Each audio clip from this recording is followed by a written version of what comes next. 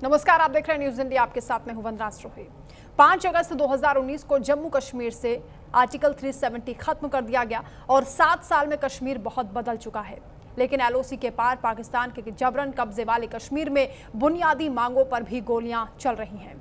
अनुच्छेद 370 हटने के बाद पिछले 7 सालों में जम्मू कश्मीर में सुरक्षा, पर्यटन, बुनियादी ढांचे और शिक्षा के क्षेत्र में बड़े बदलाव आए हैं। सड़कों पर पत्थरबाजी और हड़तालें लगभग बंद हो चुकी हैं। रिकॉर्ड संख्या में पर्यटक वहां पहुंच रहे हैं। जनजीवन भी सामान्य हुआ है। हालांकि पूर्ण राज्य का दर्जा और स्थानीय राजनीतिक अधिकार अभी भी बहस के बड़े मुद्दे हैं। कश्मीर को बाकी भारत से जोड़ने वाली रेलवे लाइन, जिसमें चिनाब नदी पर दुनिया का सबसे ऊंचा रेलवे आर्च बना है, इतने लंबे समय तक एक ही सपना, इसके पूरा होने पर अभी भी यकीन करना मुश्किल लगता है। 47 हाईवे प्रोजेक्ट्स ऐसे इलाकों से गुजरे हैं जहां पहले निर्माण का बजट एक पीढ़ी तक बर्बाद होता रहा। 2019 के बाद से 1.5 लाख करोड़ से ज्यादा के निवेश प्रस्ताव भी आए हैं। जम्मू कश्मीर में सत्तारूढ़ नेशनल कॉन्फ्रेंस के अलावा पीडीपी, कांग्रेस समेत देश की अन्य राजनीतिक पार्टियां जम्मू कश्मीर से अनुच्छेद 370 और 35A को निरस्त करने के केंद्र सरकार के फैसले का विरोध करती आई हैं। विपक्षी राजनीतिक पार्टियों ने 5 अगस्त को काला दिवस मनाने का भी ऐलान किया है, जहां नेशनल कॉन्फ्रेंस के प्रांतीय अध्यक्ष रतन लाल गुप्ता ने घोषणा की कि उनकी पार्टी 2019 में जम्मू कश्मीर को प्राप्त संवैधानिक गारंटियों को कथित रूप से असंवैधानिक और एक तरफा तरीके से खत्म करने की याद में, इसके अलावा केंद्र सरकार की ओर से राज्य का दर्जा फिर से बहाल न किए जाने के विरोध में 5 अगस्त को काला दिवस मनाएगी। इसी पर हम चर्चा करेंगे। उससे पहले आपको सुनाते हैं प्रतिक्रिया। हर भारतीय के लिए गौरव का पल है, गौरव का क्षण है, क्योंकि आज ही 7 साल पहले 5 अगस्त को 2019 अनुच्छेद 370 को उखाड़ के फेंक दिया गया था, जो कि हमारे संविधान में लिखा था। और ये ऐतिहासिक कार्य किसी ने किया था तो वो देश के यशस्वी प्रधानमंत्री Shri Narendra Modi ji. It's an historic day today because 7 years ago, on 5th of August 2019, honoring the spirit of the Constitution of India, Article 370 was abrogated. आज ही नहीं बल्कि हमेशा, जब से 19 के बाद 5 अगस्त का दिन जो है, इसको हम मैं कहती हूँ ब्लैक डे की तरह मनाते हैं, क्योंकि जो लोगों का हक था, जो लोगों के हुकूक थे, वो हमसे छीने गए हैं। हमारी कोशिश है, हमारी आवाज़ है, जम्मू कश्मीर के लोगों की आवाज़ है, वो गारंटीज़ जो हमसे 19 से पहले था उनको वापस दिया जाए। जम्मू कश्मीर के लोगों के हुकूक। तो नेशनल कॉन्फ्रेंस की ओर से कहा जा रहा है कि वो आज के दिन को काला दिवस के रूप में मनाएंगे। इसी पर हम चर्चा करेंगे। सुशील वकील जी हमारे साथ जुड़ गए हैं, वरिष्ठ पत्रकार हैं, आपका स्वागत है। सुशील जी, एक तरफ जहां सरकार, केंद्र सरकार, बीजेपी लगातार ये कह रहे हैं कि ऐतिहासिक फैसला 2019 में लिया गया और उसके बाद किस तरीके से डेवलपमेंट हुआ है, जम्मू कश्मीर का कायाकल्प हुआ है, चाहे वो कनेक्टिविटी की बात कर लीजिए, जनजीवन को वहां सामान्य किया गया, पत्थरबाजी रुकी है। लेकिन अभी भी जहां मौजूदा सरकार, वहां की नेशनल कॉन्फ्रेंस की, ये कह रही कि काला दिवस मनाएंगे और तमाम जो और भी पार्टियां उनके साथ मिली हुई हैं। किस तरीके से आप इन 7 सालों को देखते हैं? देखिए, जो धारा 370 कश्मीर में लगाई गई थी, वो एक कलंक था कश्मीर के लिए सोच से, क्योंकि उस धारा की वजह से कश्मीर के आज तक जो 17 सालों में कभी वो जो डेवलपमेंट जितनी होनी चाहिए थी उतनी नहीं हुई। और दूसरा, उसके बाद जो लोगों को जो हुकूक मिलने चाहते, जो उनको राइट्स मिलने चाहते, वो नहीं हुए। जब धारा 370 हट गई, आप देखिए कश्मीर कितनी आबादी की ओर चला गया। यहाँ तक कि 1 लाख करोड़ रुपया लग गया वहाँ होटलों पे इन्वेस्टमेंट नहीं आ गई, जिसमें 90% जो इन्वेस्टमेंट है कि जम्मू कश्मीर के जो बाशिंदा है उनकी है, 10% है जो बाकी के बाहर के जो ट्रैवल एजेंट्स हो गए, होटल वाले हैं, उनकी तरफ से है। ये दिखाता है कि कम से कम 15-20 हजार कमरे नए बने। इतना टूरिज्म पिछले 4-5 साल में, 6 साल में वहाँ पर हो गया कि करोड़ों लोग वहाँ जाते हैं सैलानी। यहाँ तक कि कमरे नहीं वहाँ पर मिलते हैं। कमरे ना होने की वजह से टूरिज्म में फर्क पड़ा, जिसकी वजह से अब होटल नए बहुत बनने लगे। उसके बाद स्मार्ट सिटी, या उसके बाद आप लीजिए रोड डेवलपमेंट, यूनिवर्सिटी, कॉलेज वगैरह, वो बढ़ गए। आप देख लीजिए आज कश्मीर के लोग बहुत खुश हैं। उनको इसके साथ लेना देना नहीं, अब दोबारा 317 हट गई या नहीं। लेकिन आजकल वही 2-4 पॉलिटिकल फैमिलीज है छाती पीट रहे हैं, क्योंकि उनके हाथ से पावर गया, उनके हाथ से जो वो चाहते थे वो अब नहीं हो रहा है। चाहे वो मुफ्ती हो या महबूबा मुफ्ती हो, उनके हाथ से पावर गया। अब जैसे अपना उमर अब्दुल्ला है, हालांकि वो पावर में है, लेकिन उनके हाथ में वो पावर नहीं जो होना चाहता, क्योंकि अब जो 60% पावर है गवर्नर साहब के पास, लेफ्टिनेंट गवर्नर साहब के पास है। इसलिए ये लोग छाती पीट रहे हैं। अब देखिए दूसरी एक पार्टी है जो आज काले झंडे पे ये पहन के निकलेगी सड़कों पे दिल्ली और कश्मीर में, अवामी इत्तेहाद पार्टी, जिसका जो चीफ है इंजीनियर रशीद। वो इंजीनियर रशीद है जो प्रो जितने भी टेररिस्ट है, प्रो उनकी पार्टी उनके हक में ये काम करती है। यहाँ तक कि अब्दुल रशीद को जेल भी हो गया उसकी वजह से, इंजीनियर रशीद को उसकी वजह से जेल भी हो गया, और वो आज भी जेल में सड़ रहा है। वो अगर काला बेज पहन के निकलेंगे या काले कपड़े पहन के निकलेंगे, वो इसलिए नहीं लड़ रहे कि लोगों के लिए कोई उनको हक छोड़ नहीं गया, वो कोई ये कुछ हो गया। वो अपने जो उनके जो अपनी पार्टी के जो वो अपने पार्टी को आगे बढ़ाने के लिए ये नाटक कर रहे हैं। यानी आप ये कह रहे हैं कि जो वहां पर पार्टियां, चाहे नेशनल कॉन्फ्रेंस हो, कांग्रेस हो, वो केवल इसलिए विरोध कर रही हैं क्योंकि उनको अपना पॉलिटिकल फायदा उसमें दिखाई देता है। हमारे साथ वरिष्ठ अधिवक्ता सुप्रीम कोर्ट के जुड़ गए हैं तनुज दीक्षित जी, आपका भी स्वागत है। सर, कानूनी लिहाज से अगर देखा जाए, उस नजरिए से 7 साल अनुच्छेद 370 हटने के आप किस तरीके से देखते हैं, और सुप्रीम कोर्ट के फैसले के बाद भी क्या कोई संवैधानिक विवाद अभी बाकी आपको लगता है? देखिए, आर्टिकल 370 जो है वो संविधान के भाग 21 का एक टेम्पररी, ट्रांजिशनल और स्पेशल प्रोविजन था। और हम जैसे कि जानते हैं कि कश्मीर में आर्टिकल 370 हटने जब 5 अगस्त 2019 को ये हटी, तो हमने देखा कि क्योंकि राष्ट्रपति के आदेश अनुसार 35A लागू होता है, लेकिन 35A 370 हटने के साथ साथ वो भी वहां से स्वतः ही खारिज हो जाती है, हट जाती है। हाँ। तो निश्चित रूप से जम्मू और कश्मीर एक भारत का इंटीग्रेटेड पार्ट है, और जिस तरीके से ये राष्ट्रपति के आदेश अनुसार 1954 में इसे लागू किया गया था, और तब से लगातार ये नियत रूप से प्रभावी था, लेकिन कहीं ना कहीं इसके हटने के बाद से आज ये भारत का एक जो कहने के लिए इंटीग्रेटेड पार्ट है वो वाकई में बना। और एक आधार पर हम देखें तो बेहद आवश्यक था आर्टिकल 370 हटना, क्योंकि ये कोई, अगर हम बात करें तो आर्टिकल 370 हटाने की जो संवैधानिक वैधता थी, उस पर सुप्रीम कोर्ट की संविधान पीठ ने भी अपनी मोहर लगाई, और वास्तविक कानून और लोकप्रियता की जो लोकतंत्र की बहस होनी चाहिए, उसमें जम्मू कश्मीर को पूर्ण राज्य का दर्जा जो है वो बिल्कुल बहाल किया। जी बिल्कुल सुशील जी, देखिए 7 साल बाद जब हम इस मौके पर जिक्र कर रहे हैं जम्मू कश्मीर में बदलाव का, तो पीओके की भी बात कर लेते हैं। पाकिस्तान ऑक्यूपाइड कश्मीर में इस वक्त क्या सूरत हाल है? वहाँ अपने अधिकारों की मांग जब की जा रही है वहाँ के आम लोगों की ओर से, तो किस तरह उन पर गोलियां बरसाई जा रही हैं? तो दोनों तरफ अगर कंपैरिजन किया जाए, क्योंकि वहाँ पर भी आवाज़ उठ रही है कि आप भारत में जो कश्मीर का हिस्सा है उसको देख लीजिए और हमारा हाल देख लीजिए।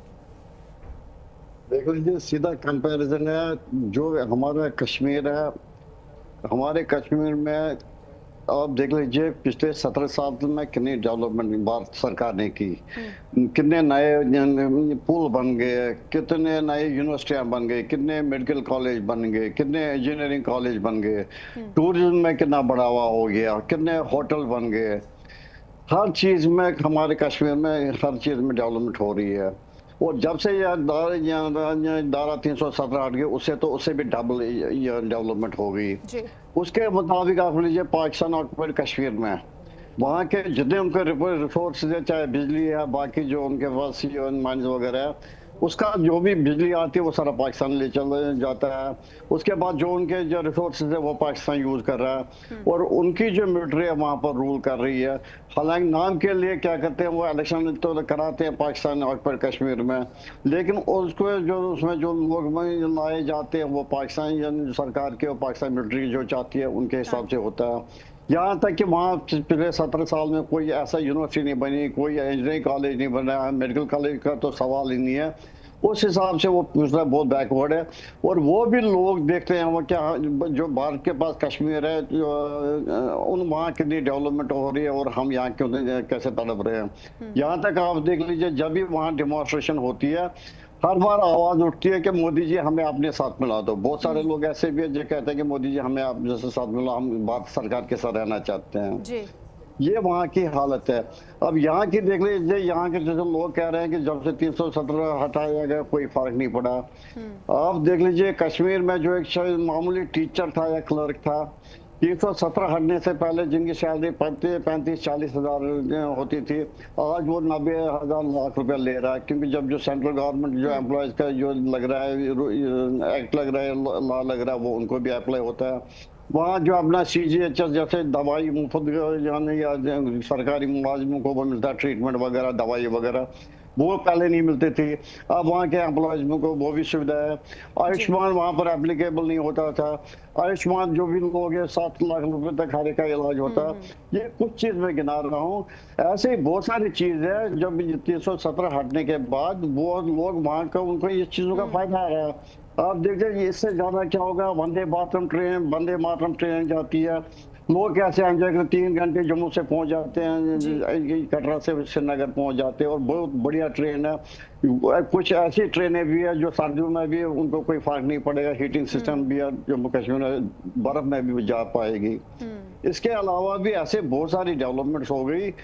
यहाँ तक कि जैसे आप देख लीजिए कश्मीर से बहुत सेब आता है, और वो सेब जो कश्मीर से निकलता था ट्रक में बॉम्बे तक उसको लगता था 7 दिन पहुंचने में, तब तक आधा उसमें जो माल होता था सड़ जाता था। आज ये रेलवे, इंडियन रेलवे का कमाल है।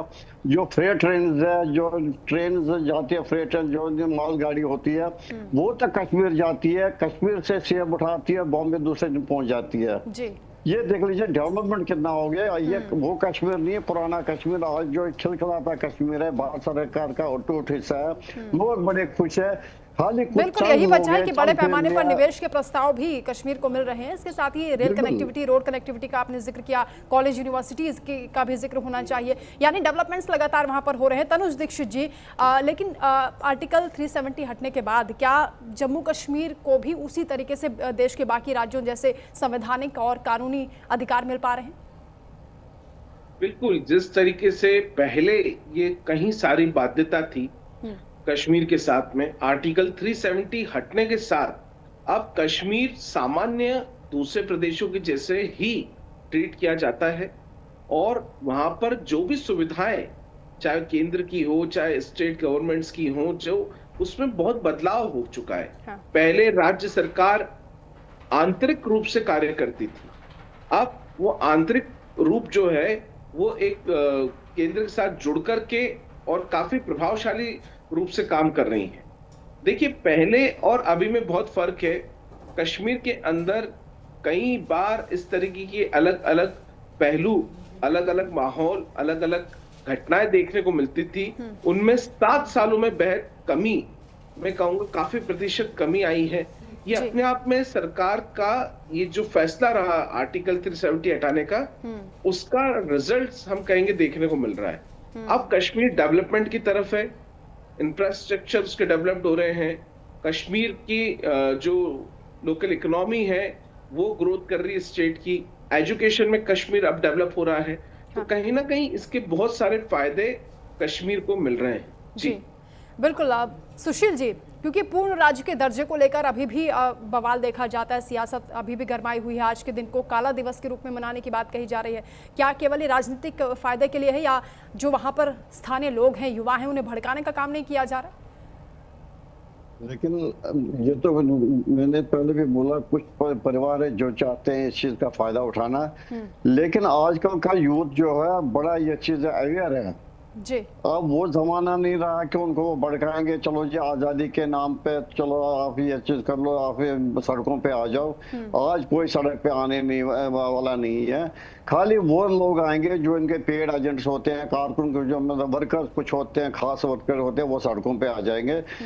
लेकिन ये चीज नहीं रहेगा जैसे पहले हुर्रियत कॉन्फ्रेंस का जब वहाँ चलता था बोलबाला, तो वो ये देते थे कल बाजार बंद रहेंगे, मार्केट बंद रहेंगे, लोग सड़क पे आ जाओ, सारे लोग उमड़ पड़ते थे। आज हार्डली कोई बंदा होगा, स्पेशली यूथ जो पढ़ा लिखा होगा, वो सड़क पे नहीं आएगा।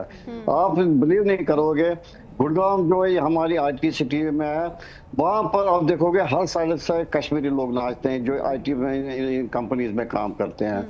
ऐसे आप दूसरी जगहों पे भी लीजिए, जो भी चाहे बेंगलोर ले लो, आप पूना ले लो या हैदराबाद ले लो, हर जगह कश्मीरी जो जवान है आजकल इंडस्ट्रीज वगैरह में काम करे, बहुत अच्छी तरह उनका पालन हो रहा है और उनके नौकरियां हो रही है। उसके अलावा जो कश्मीरी बच्चे हैं, कोई ढूंढ यूनिवर्सिटी में पढ़ता है, कोई शिमला यूनिवर्सिटी में पढ़ता है, कोई कहाँ पढ़ता है, सारे पढ़ाई लिखाई में लगे हुए हैं। और उसके अलावा भी जो प्रधानमंत्री की जो कि जम्मू कश्मीर के पैकेज है, हर बच्चे को बाहर कॉलेजों में, प्रोफेशनल कॉलेजों में 2 सीटें अलॉट की गई है। बाकी चीजें इससे कश्मीरी नौजवान वो बिल्कुल कश्मीरी नौजवानों के रोजगार की बात हो, उनकी शिक्षा की बात हो, इसको लेकर भी लगातार काम किया जा रहा है। डेवलपमेंट्स का आप जिक्र करें, तस्वीर के दूसरे पहलू पर भी हम चर्चा करेंगे। उससे पहले एक बड़ी खबर सामने आ रही है। अमरनाथ यात्रा एक दिन के लिए रोकी गई है। आर्टिकल 370 हटाए जाने की 7वीं बरसी पर यह फैसला हुआ है। अमरनाथ यात्रा रोकने का कारण स्पष्ट नहीं किया गया है। एहतियातन यात्रा रोकने का दावा किया जा रहा है। तो इस वक्त ये बड़ी खबर है, अमरनाथ यात्रा को एक दिन के लिए रोका गया है क्योंकि 7 साल आज कश्मीर में 370 हटने के पूरे हो गए हैं और इस मौके पर एहतियातन ये कदम उठाए जा रहे हैं। अमरनाथ यात्रा को रोका गया है। सुरक्षा के लिहाज से भी कड़े इंतजाम आज किए गए हैं। अतिरिक्त बल की भी तैनाती की गई है। सुशील जी, क्योंकि हम जिक्र कर रहे हैं आर्टिकल 370 की 7वीं बरसी का और अमरनाथ यात्रा को भी रोका गया, सुरक्षा कारण इसके पीछे हो सकते हैं, प्रोटोकॉल हो सकते हैं। पाकिस्तान के लिए कितनी बड़ी मुश्किल आर्टिकल 370 का हटना, क्योंकि आतंकवादी जो गतिविधियां थी वो पहले से कम हो गई हैं। इसके अलावा जो घुसपैठ की कोशिशें की जाती हैं वो लगातार नाकाम हो रही हैं। लोकल सपोर्ट भी उस तरीके से पाकिस्तानी घुसपैठियों को या आतंकवादियों को नहीं मिल पा रहा है। देखिए, ये जो अमरनाथ यात्रा है, ये जो एक दिन के लिए स्थगित की गई है, या जो पॉलिटिकल पार्टीज है या जो नेता है जो लगता है कि उनकी वजह से लॉ एंड ऑर्डर पे या फर्क पड़ेगा, तो वो सड़कों पे आएगा तो थोड़ी बहुत प्रॉब्लम हो जाएगी। सिक्योरिटी बंदोबस्त पूरी तरह से कश्मीर में रखा गया है, क्योंकि ऐसा चीज है पाकिस्तान कभी बर्दाश्त नहीं करेगा। 317 जब से हट गया वो तब से परेशान है। कोई ना कोई चाहता है कि किसी न किसी साइड से अपने मिलिटेंट भेज के हिंदुस्तान में थोड़ी बहुत गड़बड़ी करे। यहाँ तक कि पाकिस्तान के आज तक जितने भी हुक्मरान आए थे या जो भी पॉलिटिकल पार्टी आती थी पावर में, वो कश्मीर बेस पे ही आती थी। जो ये करते थे उनका एक ही काम था, कश्मीर हमारा इंटीग्रल है, हमारा पे हिस्सा है, हमें कश्मीर को दे दो। लोगों को इकट्ठा करके सड़कों पे निकालते थे। हम क्या चाहते, कश्मीरी लोग पाकिस्तान से मिले, बाग से मिले। उनके वो ख्वाब पूरे नहीं हुए। लेकिन अभी भी वो थोड़ी कोशिश कर रहा है कि इंडिया में आतंकवाद फिर दोबारा से न हो जाए। यहाँ तक कि परसों देख लीजिए, कुलगाम एरिया जो साउथ कश्मीर में है, जो बेचारे बाहर के लोग हैं, हिंदू लोग ही थे, 2 लेबर थे, उनको मारा गया। यही पाकिस्तान अभी भी कोशिश कर रहा है। तो थोड़े थोड़े जो, क्योंकि अभी तक आतंकवाद तो 90% खत्म हो गया, लेकिन अभी भी उनके कुछ जो ये ओवरबोर्ड सेल्स वगैरह है वो अभी भी काम कर रहे हैं। उस वजह से अमरनाथ यात्रा भी स्थगित एक दिन के लिए की गई है। लेकिन अच्छा है चीज के ऐसा हो गया, क्योंकि भरोसा नहीं है कि पाकिस्तान की जो नीयत है वो कभी ठीक नहीं होगी और ये कभी वो जख्म बर्दाश्त नहीं करेगा। एक कश्मीर था जो एक टाइम 90% लोग निकलते थे सड़कों पे, हम चाहते हैं या क्या कहते हैं उसको, पाकिस्तान चाहते हैं, पाकिस्तान निज़ाम मुस्तफ़ा चाहते हैं, इस्लामिक कंट्री चाहते हैं। वो सारा बदल गया। आज जो भी कश्मीर में देखेंगे बात का झंडा लेके निकलते हैं। हर साइड से ये लोग ये तारीफ कर रहे हैं कि आर्टिकल 370 में क्या रखा हुआ था। खाली जो ये गिने चुने लोग हैं जिनका ये पावर गया, जिनका पैसा गया, जिनका आदत थी बाहर सरकार को 2 मिनट में धमकियां देते थे, हम ये करेंगे वो करेंगे। किसी का बाप की ताकत भी नहीं है जो आर्टिकल 370 को थोड़ा भी छेड़ सकता है। वो उनके जो ये थे वो पूरा उनका एक्सपोज हो गया सारा। लोग भी जाने लगे कि ये जो नेता है खाली अपने घरों में या अपना पैसा भर रहे हैं, लूट मचा रहे हैं, लोगों के लिए कुछ नहीं कर रहे हैं और वो पूरी तरह एक्सपोज हो गए। इसलिए आज वो चीज नहीं होगा जो आज से 15 साल 20 साल पहले होता था कश्मीर में। आज किसी की हिम्मत है कि सड़क पे आके पत्थर फेंके या कोई गाड़ी पे पत्थर फेंके, बिल्कुल नहीं हो रहा। अब जो ये करेंगे ब्लैक बेज निकालेंगे, मोमबत्ती लेके जला के निकलेंगे शाम को, कोई नहीं फर्क पड़ेगा उससे। कश्मीर भारत का अटूट अंग है और इस जब से 317 हट गया अपना 100% हो गया जी। और कश्मीरी लोग खुश है, भारत सरकार खुश है, लोग आते जाते हैं। आप देख लीजिए कश्मीर में जो कम से कम 17-18 हजार मंदिर है, उसमें जितने भी मंदिर खराब ये हो गए उन्होंने ये नष्ट किए थे, सारे काम में ये मंदिर फिर से ये हो रहे हैं, पूजा पाठ हो रहे हैं। कश्मीरी हिंदू लोग भी जा रहे पूजा पाठ करने के लिए। हालांकि अभी उतनी सिचुएशन ठीक नहीं हुई कि कश्मीर पंडित जो वहाँ के ऑरिजिनल बस्तीन है वो वापस जाके बसे, लेकिन मोदी जी के होते हुए, अमित शाह जी के होते हुए वो दिन दूर नहीं है जब कि कश्मीर में हिंदू लोग वापस बसने भी जाएंगे। हाँ ठीक। अच्छा तनुज दीक्षित जी, क्योंकि विपक्ष की ओर से लगातार ये कहा जाता है कि जो स्थानीय वहाँ पर समर्थन मिलना चाहिए था या जो सहयोग मिलना चाहिए था, स्थानीय लोगों की सहमति लेनी चाहिए थी, जनमत संग्रह की बात भी विपक्ष की ओर से उस दौरान कही जाती थी, क्या संविधान इस पर कहता है? क्योंकि ये एक मांग की जा रही थी कि इसको कानून के जरिए नहीं, संसद के जरिए नहीं, बल्कि जनमत संग्रह जनता की सहमति के जरिए किया जाए। देखिए, क्या 1954 में जब राष्ट्रपति ने 370 लगाई तो क्या उसमें जनमत लिया? ऐसा इतिहास में कहीं उल्लेख नहीं है जी। देखिए, ये फैसले सरकार के होते हैं और कश्मीर को अलग राज्य का दर्जा देना अपने आप में अपने जो मेन बॉर्डर है उसको दूसरी तरफ एक कनेक्टिविटी मिलती है। इसके लिए उसका 370 हटना और सभी राज्यों जैसा उसको, क्योंकि वो भारत का एक आंतरिक हिस्सा है। आज भी पाकिस्तान ने पीओके, पाकिस्तान ऑक्युपाइड कश्मीर पे जो कब्जा कर रखा है, हम उसके लिए लगातार निरंतर हमारी सेना जंग लड़ती है। हाँ। कहीं ना कहीं ये समझना होगा कि अगर आर्टिकल 370 हटा है तो वो ये संदेश है कि जो भी चीजें पूर्व में हुई वो और बेटर हो सकती हैं, उसके लिए 370 हटाया गया जी। भारत में कश्मीर का जो एक पार्ट है उसको एक पार्ट ना मानते, समान और सामान्य राज्य जैसा उसको भी देखा जाए, ये एक संदेश है। और बेहद जल्द इसी रणनीति से अगर चले तो पाकिस्तान ऑक्युपाइड कश्मीर भी भारत का इंटीग्रेटेड पार्ट है। हाँ। और वो भी इस तरीके से फिर से विलय होगा। बिल्कुल। रक्षा मंत्री राजनाथ सिंह तो इसके संकेत दे भी चुके हैं सुशील जी। उनके इस बयान पर खूब तालियां भी बजी थी जब उन्होंने कहा कि पीओके तो खुद ब खुद शामिल हो जाएगा। देखिए, हिस्टोरिकल फैक्ट है, महाराजा हरि सिंह जी जो कश्मीर के ये राजा थे वो बात की तरफ से की ओर पूरी तरह झुके थे, पूरी बात की ओर अपना जो उन्होंने वो किया था या एग्रीमेंट किया था बात के साथ मिलना चाहते थे। लेकिन उस दौर के तत्कालीन जो राष्ट्र या प्रधानमंत्री थे और बाकी जो लोग थे उन्होंने उसमें थोड़ा बहुत वो हस्ताक्षर करके वो ऐसा कर दिया कि ये अभी तो एग्रीमेंट हो गया कि तो पूरी तरह कश्मीर भारत के साथ नहीं मिल गया। लेकिन उसके बाद क्या हुआ, पंडित जवाहरलाल नेहरू जी जो प्रधानमंत्री थे वो चले गए यूएन में, उन्होंने कह दिया कि हम कश्मीर में प्लेबिसाइड, मतलब ये रायशुमारी उर्दू में कहते हैं, कि वहां पर ये करेंगे कि लोगों का ये सहमत क्या रहेगा। लेकिन जब यूएन के उसमें एक कंडीशन बड़ी थी, जब पाकिस्तान कश्मीर को वकेट करेगा और भारत के जो कश्मीरी लोग हैं वो आपस में फैसला करेंगे। लेकिन पाकिस्तान ने आज तक भी चाहा नहीं कि वो कश्मीर जो आज़ाद कश्मीर है वो उसको वकेट करेगा और वहाँ के लोगों को पहले आज़ादी को उसके बाद वो चीज़ करेंगे। लेकिन अब वो चीज़ हट गया, वो भी टेम्पररी टाइप का था, वो एग्रीमेंट था कि वो टाइम बाउंड था, वो टाइम कब का ख़त्म हो गया। तो अब जो भी हमारा कश्मीर है वो हमारे साथ ही बिल्कुल अटूट हिस्सा है। अब पाकिस्तान ऑक्युपाइड की कश्मीर की बात रही, वो भी चाहते हैं हमारे साथ मिलना।